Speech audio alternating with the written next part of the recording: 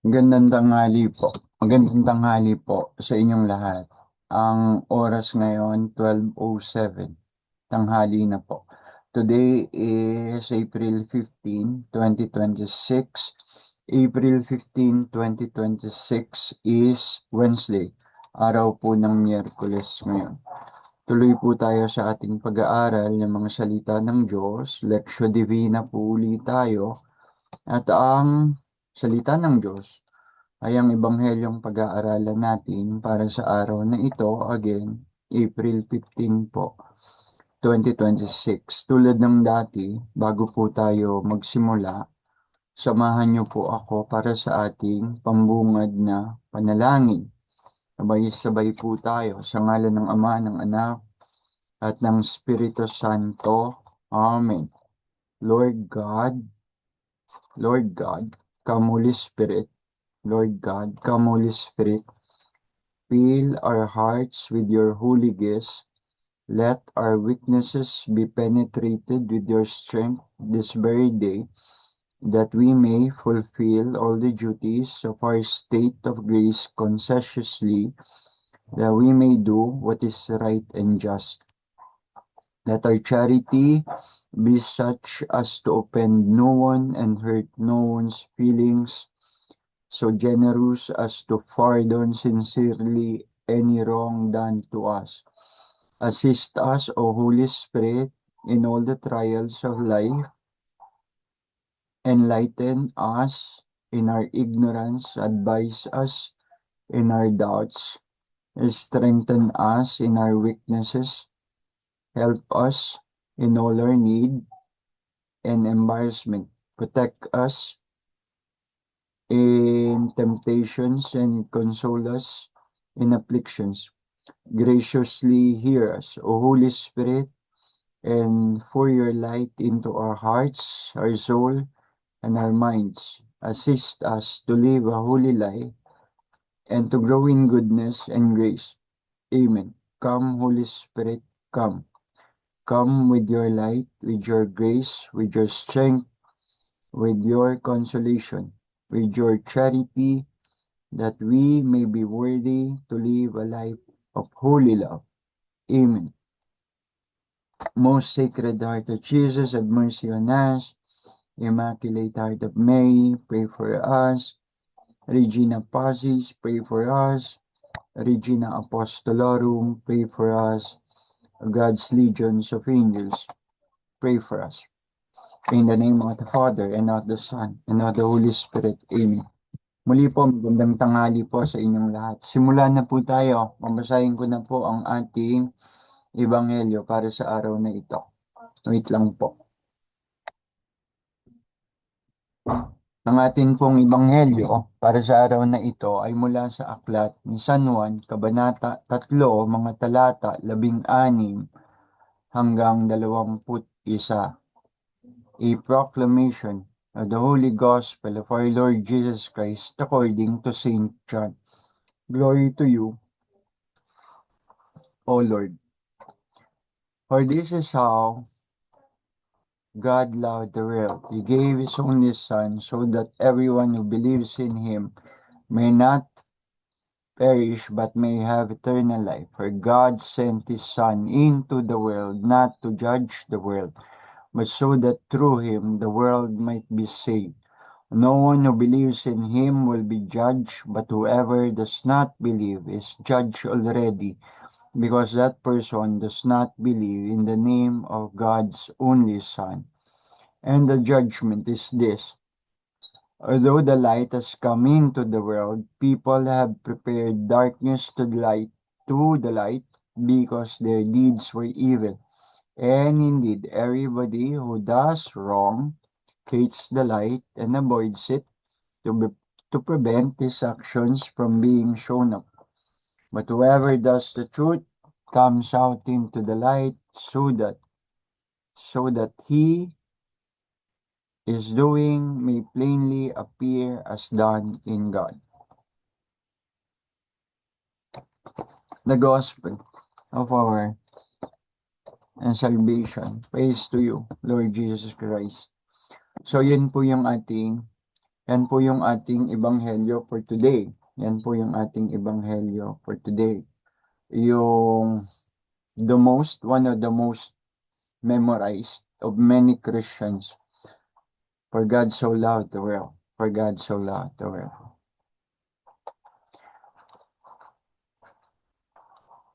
We are in a country which the dominant belief is Christianity.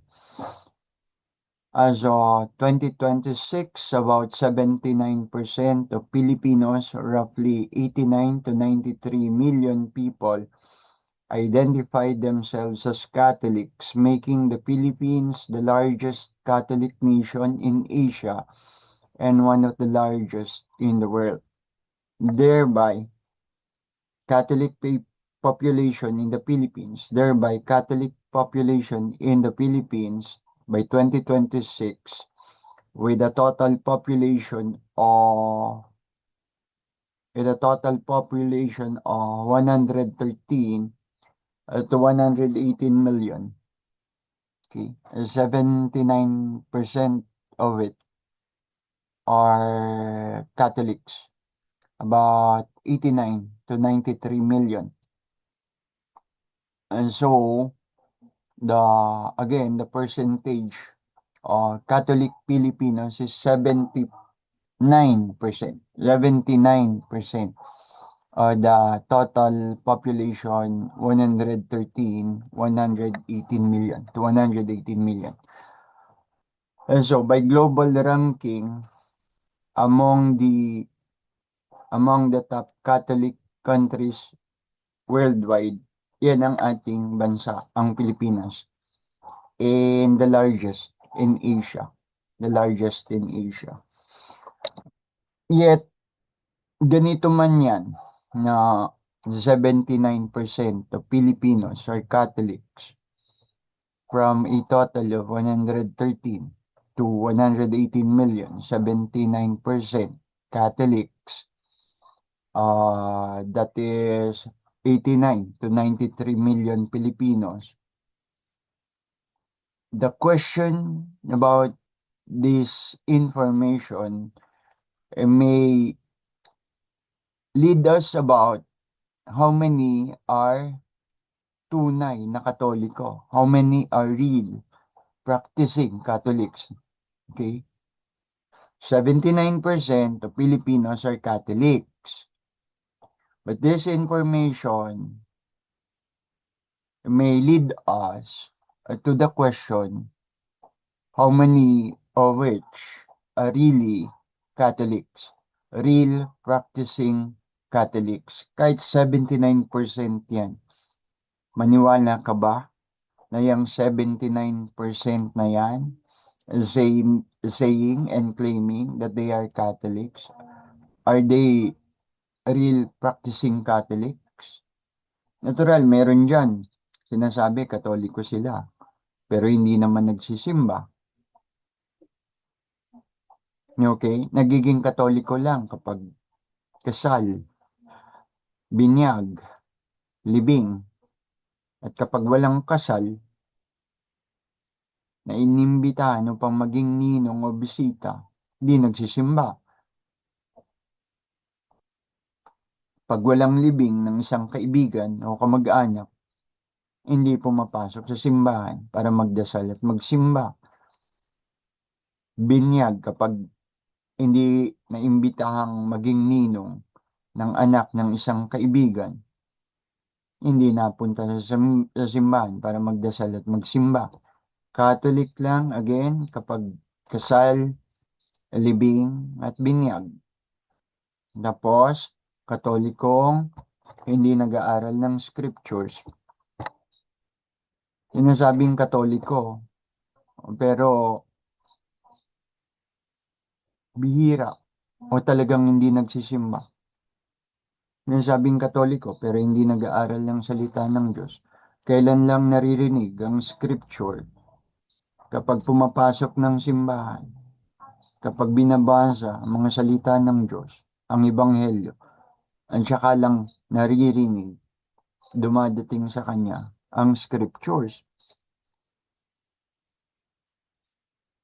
And so kahit 79% of Filipinos are saying that they are Catholics, yun ang nga ang tanong. Ito bang mga nagsasabi na ito, all of them, the 79% of Filipinos, are they real practicing Catholics? Are they real Catholics? Are they real practicing Catholics? Yung iba nga sasabihin, Katoliko ako. Pero pakinggan mo kung anong sinasabi. Pakinggan mo kung anong sinasabi, pakinggan mo kung anong ipinapahayag. Sinasabi, Katoliko siya, pero yung kanyang sinasabi, yung kanyang ipinapahayag ay hindi naman talaga turong Katoliko. May mga taong ganyan, parang proud na proud, sasabihin, Katoliko ako. Pero pakinggan mo kung anong sinasabi. Hindi naman yun ang turo ng simbahang Katoliko, ang kanyang sinasabi. May mga na-encounter na akong ganyan. Sinasabing Katoliko sila, pero ang lumalabas sa kanilang mga bibig ay hindi naman waring totoong Katoliko. Okay?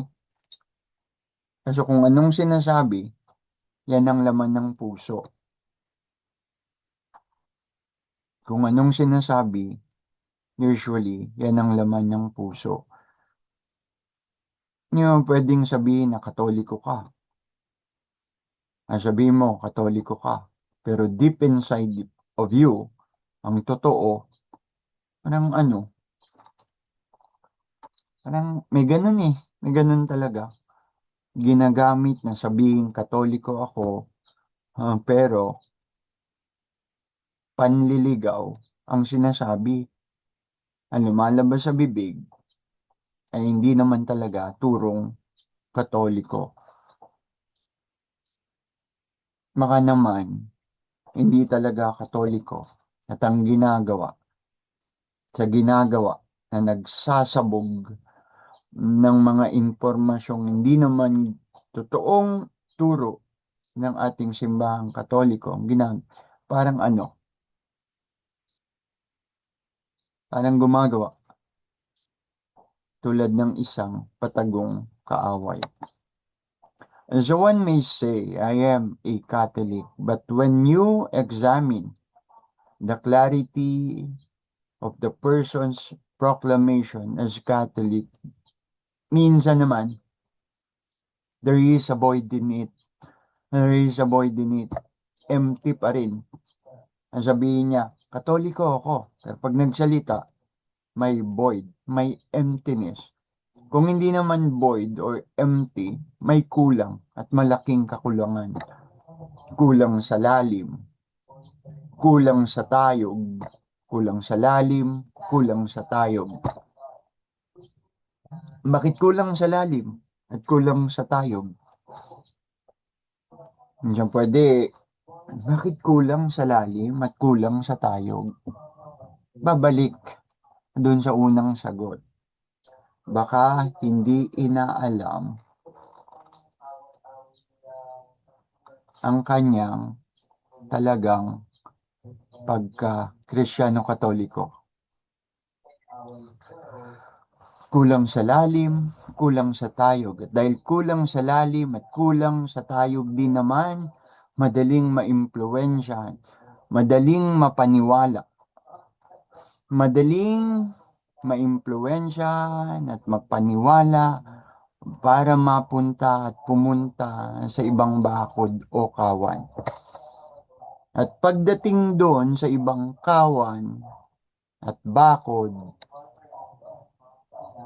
will ridiculously unreasonable proclaim that what he or she been to as a former Catholic was definitely wrong and even sinful. Paglabas sa simbahan, nakarating doon sa kabilang bakod, ipangangalandakan, hindi makatwirang ipangangalandakan,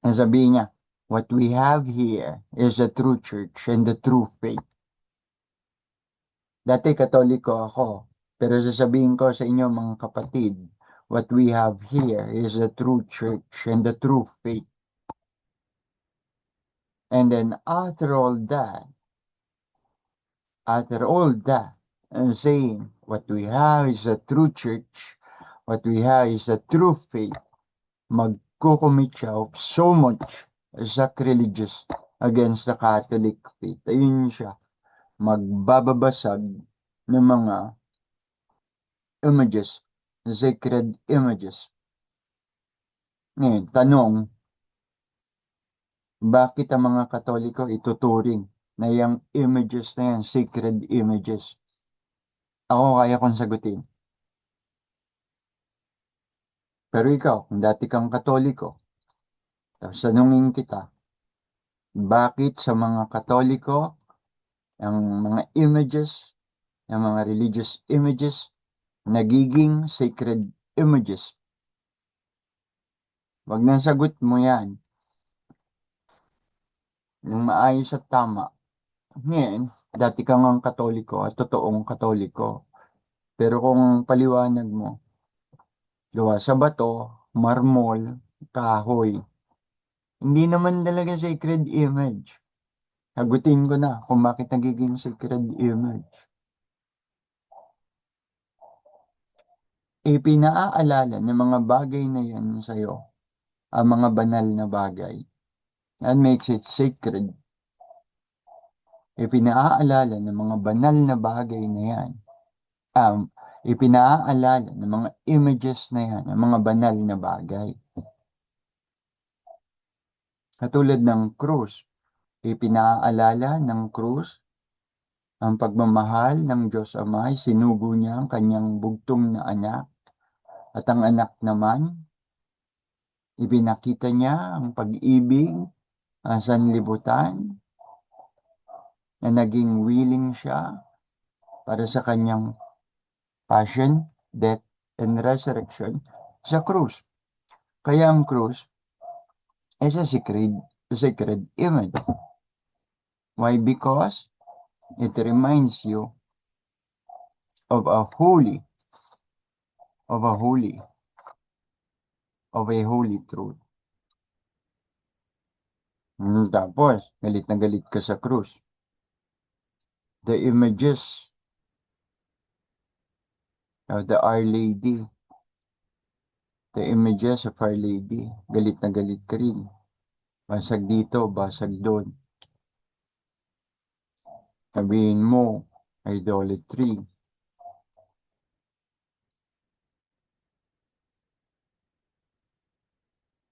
Pero, nakinig ka ba?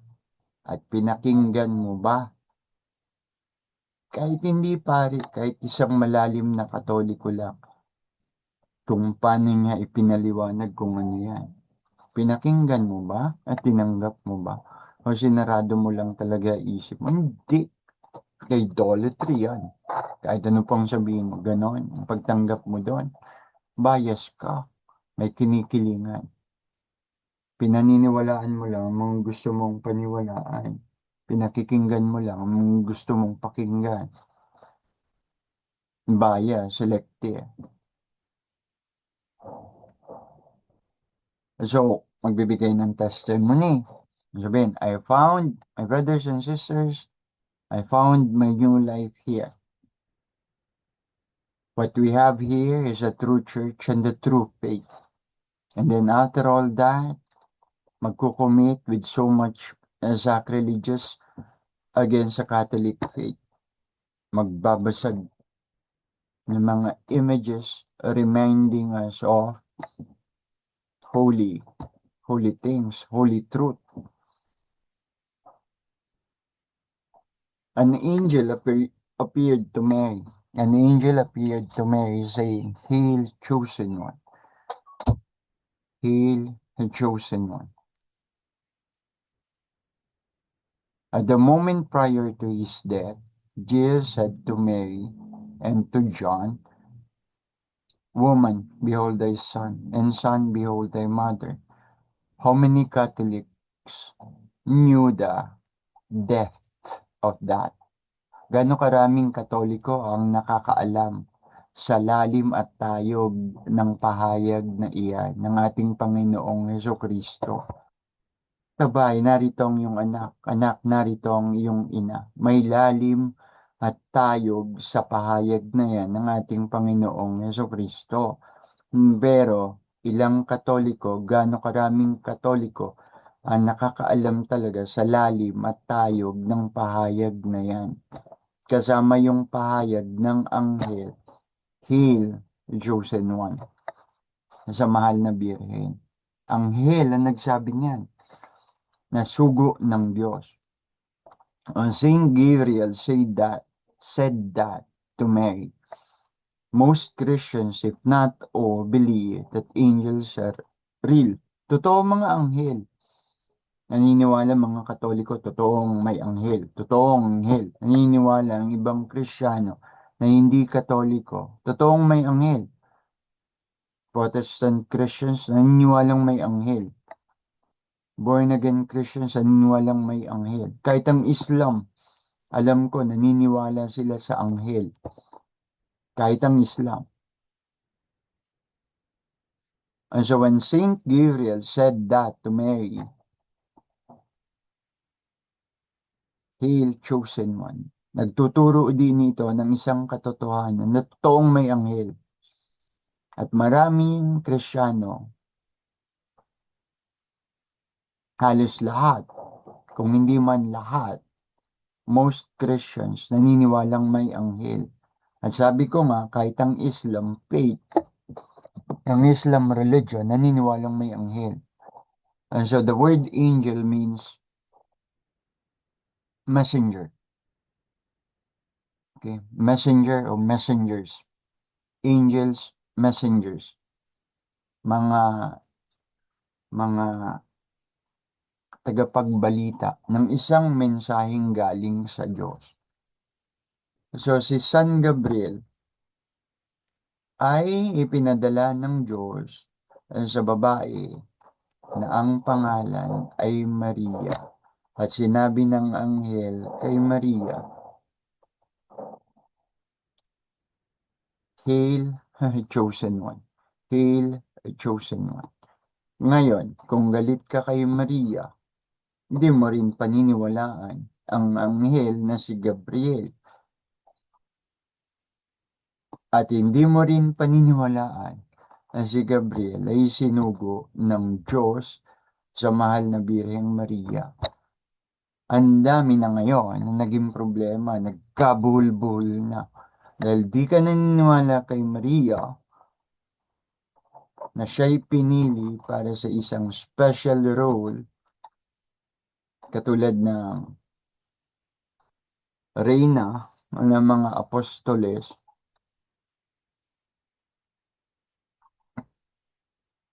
hindi ka rin parang maniniwala sa anghel na ipinadala ng Diyos para siya kausapin. So, nagdudugtong-dugtong, nagiging masalimuot ang iyong pinaniniwalaan. And so an angel appeared to Mary, saying, Hail, Chosen One. At the moment prior to his death, Jesus said to Mary and to John, Woman, behold thy son, and son, behold thy mother. How many Catholics knew the death of that? Gaano karaming Katoliko ang nakakaalam ng tayog at lalim ng sinabi na yan, ng pahayag na iyan ng ating Panginoong Hesukristo. Sigurado ba tayo lahat? 79% of the Catholic Filipinos alam ang lalim at tayog ng sinabing iyan ng Panginoong Jesus na nakalagay din naman sa scriptures. Saint Gabriel said that to Our Lady, May. Most Christians, if not all, believe that angels are real. The word angel means messengers, and the Lord still sends them. Maniwala ka. May mga anghel pa rin gumagabay sa atin. Sa school, bago umalis ang mga bata at umuwi. Okay. Let's pray. Angel of God, my guardian dear. Yeah. To whom God's love commits me here. Okay. In school, we are teaching that the early Christian community without the scripture, kahit wala pa ang Biblia at first, but only had the church, the community, the body of believers, the assembly of believers, the church, kahit wala pang scriptures, the early Christian community, what they have is only one another. The community, what they have is only one another. Even without, wala pang scriptures. And they suffered a lot. And this early Christian community suffered a lot from so much hostility towards them. Inusig sila at pinagpapapatay at maraming santo at martir ang naging santo't martir nung kanilang kapanahunan. The early Christian community, again, without the scripture at first, but only had the church and one another, suffered from so much hostility towards them ng maraming unbelievers. And the saints and martyrs are born.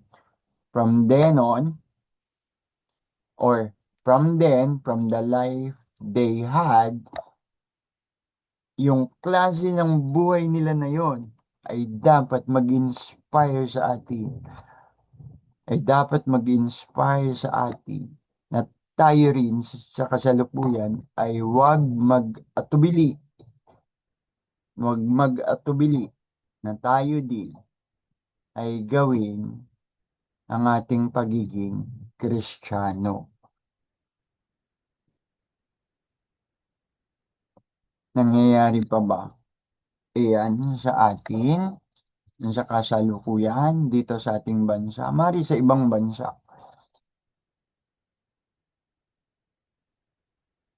Na meron pa rin mga hostility, meron pa rin mga persecutions.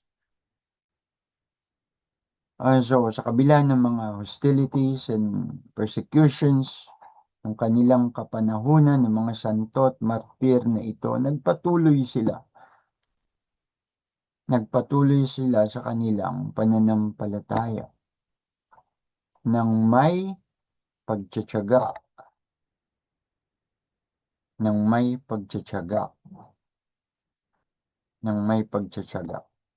So tayo rin, in our own day, matutunan natin ang aral na iyan sa naging buhay nila nung mga unang Kristiyano na noon kahit wala pang Biblia. Ngayon, may Biblia na nga eh. Pero maraming Kristiyano pa rin atubili na ipahayag ang kanilang pananampalataya. May Biblia na yan may scriptures na yan noon, wala pang scriptures, simbahan pa lang. At ang unang Christian community, ganun sila na nagpahayag ng kanilang pananampalataya. May perseverance. And so I had said, in their own time, martyrs and saints are born. Martyrs and saints that nowadays are disrespected. Yung mga martir na yan at santo na yan, ng mga unang Christian community, wala na yan, hindi na yan pinapansin ng ibang maraming Kristiyano ngayon. At tuwing pagpapahalaga na tirerespeto mga banal at martir na yan, galit sila at masama ang loob. No need for us to see the martyrs and the saints with all they did for the Lord. No need for that. Only look upon Jesus. Only look upon Jesus. Never mind the martyrs, never mind the saints. Ignore them. Just look about. Just look on to Jesus. Eh si Jesus is Jesus. Diyos yun. Ang ibig ko lang sabihin, mas nakaka-connect tayo, mas nakaka-connect tayo sa mga martir at santo. Dahil di naman sila Diyos. Ay tao sila, katulad din natin. And so, mas nakaka-connect tayo sa kanila. Kasi tao sila eh. Kaya yung sabihin, only look upon Jesus. Eh si Jesus yan, Diyos yan eh, anak yan ng Diyos. No, maraming hirap si Jesus. Maraming pinagdaan ng hirap si Jesus. But at the back of our mind, totoo naman yun. Ay Diyos yan eh. Dahil siya'y Diyos, talagang sa kanyang kapangyarihan at lakas bilang Diyos din naman, ang pananagumpayan niya talaga yan. Therefore, pag tinignan natin ang mga martir at santo, mas nakaka-relate tayo, mas nakaka-connect tayo. Kasi ang mga martir na yan at santo ay tao rin katulad natin. Hindi sila Diyos. At dahil tao rin sila na katulad natin, mas may nakikita tayong koneksyon. Mas naihahalin tulad natin at may hahalin tulad natin ang buhay natin sa kanila. May mga bayani nga tayo, di ba? Pero sa ating simbahang Katoliko, ang mga martir at santo, sila ang bayani ng ating mga bayani ng ating pananampalataya. Meron nga tayong araw ng kagitingan, di ba? Yung mga martir at santo na yan, kagitingan din ang pinakita nila. Kagitingan para sa Diyos, kagitingan para sa pananampalataya. Now, the gospel naman appointed for today, Holy Mass today, is taken again from the 3rd chapter of the Gospel according to St. John. This is one of the most memorized verses in the Bible. God so loved the world that He gave His only begotten Son, so that whoever believes in Him will not perish but have everlasting life. Binilisan ko na po. Medyo kasi nagtatagal na tayo. So, mahal pa ba ng Diyos ang sandaigdigan? Does God still loves the world? Kasi sabi dyan sa St. John, most memorized verses in the Bible, God so loved the world. God so loved the world. Iniibig ng Diyos ang sanlibutan. Ang tanong, iniibig pa rin ba ng Diyos? Sa kabila ng maraming kaguluhan, sa kabila ng maraming pang-aabuso, sa kabila ng maraming inhustisya, iniibig pa rin ba ng Diyos ang sanlibutan? Ang sagot ko, yes. Iniibig pa rin ng Diyos ang sanlibutan. Bakit?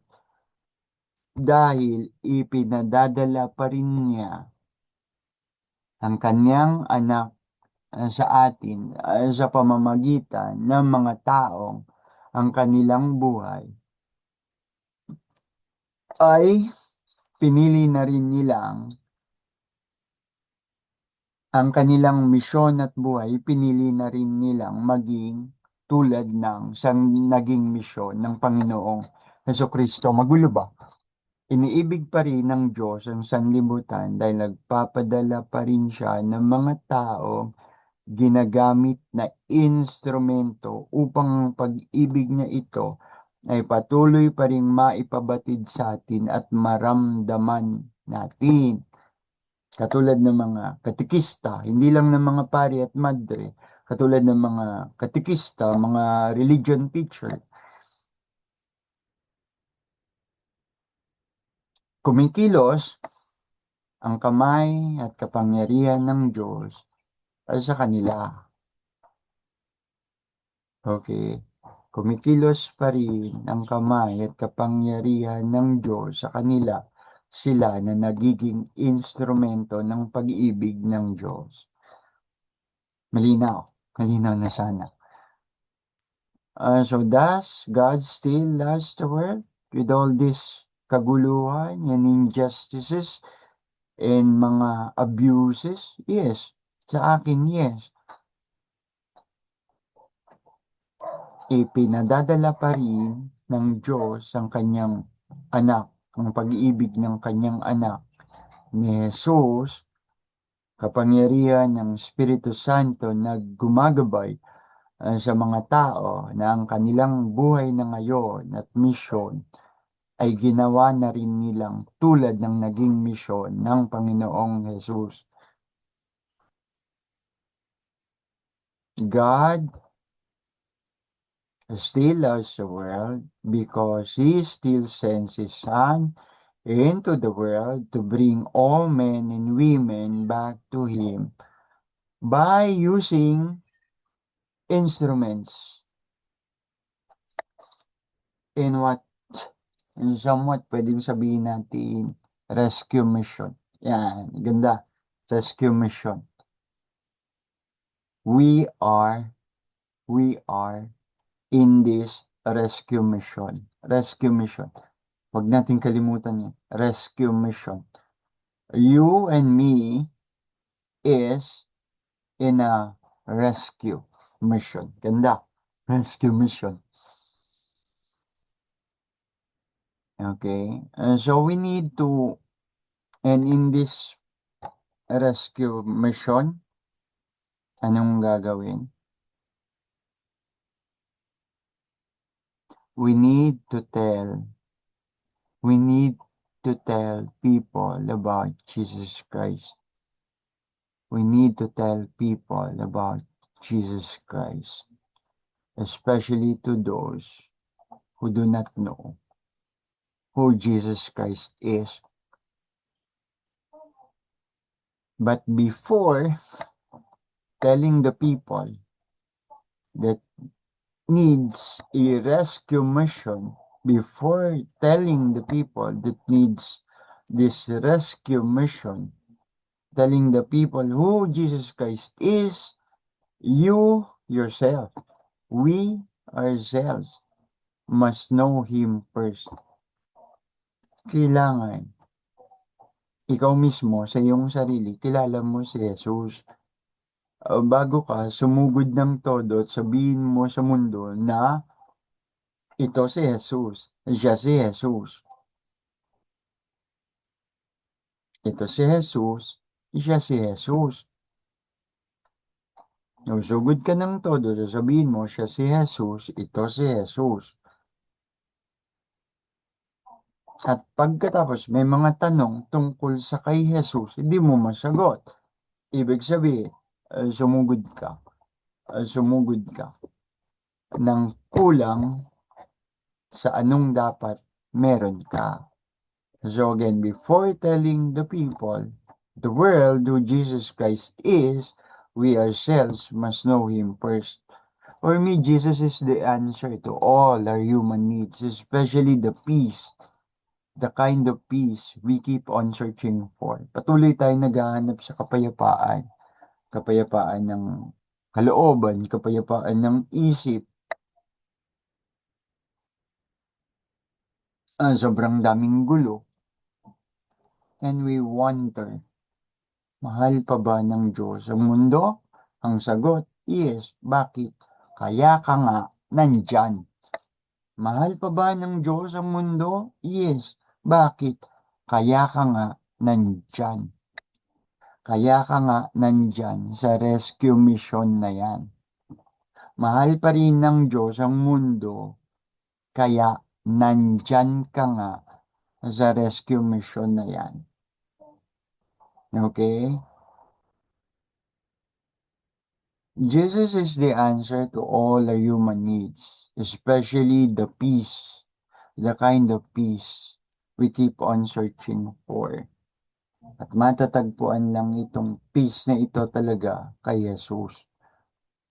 So ang tanong, sino si Jesus sa'yo? Who is Jesus to you?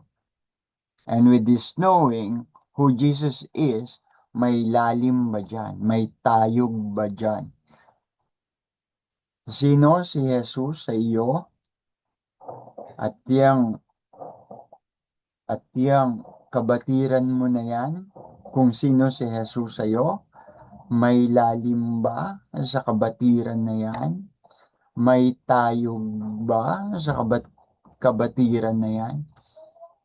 And God the Father gives us no less than His own Son for salvation. Yun din, ang pag-ibig ng Diyos ay pinakita niya talaga, yun nga, sa Ebanghelyo ngayon, na isinugo niya ang kanyang bugtong na anak para sa ating kaligtasan. And that Jesus, through the cross, redeemed the world. Na yang si Jesus na ating pinapanginoon at Diyos, niligtas niya tayo ang sanlibutan sa pamamagitan ng kanyang banal na krus, ng kanyang passion, death, and resurrection sa cross. Blessed are you, God, for by your holy cross, you redeem the world. Blessed are you, God, by your holy cross, you redeem the world. Way of the cross. In the name of the Father, and of the Son, and of the Holy Spirit. Amen. Lord, we thank you for your special presence as we are studying your word and pondering your word in our hearts. We thank you for the opportunity to know your word and your ways better, strengthen our will, that we may put into practice what you have revealed to us through the sacred scriptures. Amen. Diyan na po. Masyado na pong matagal, Brother Aaron po. Uli ito hanggang sa muli. Pagpalain tayo ng Diyos sa lumikha sa atin at sa lahat ng bagay. Nakikita at di nakikita. Amen. Salamat po sa inyong lahat hanggang sa muli.